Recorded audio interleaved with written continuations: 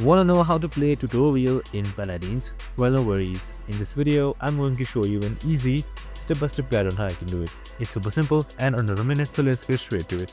Now, first thing first, simply open up your Paladins game. So we have also created a video on how to check if you are logged in and how to install and open Paladins, so make sure to watch it.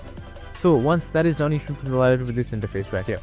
So once you're under this interface, once you have entered up all of your username and done all of the logging in and terms and conditions are green, here you should be provided with this login screen if you have first logged in.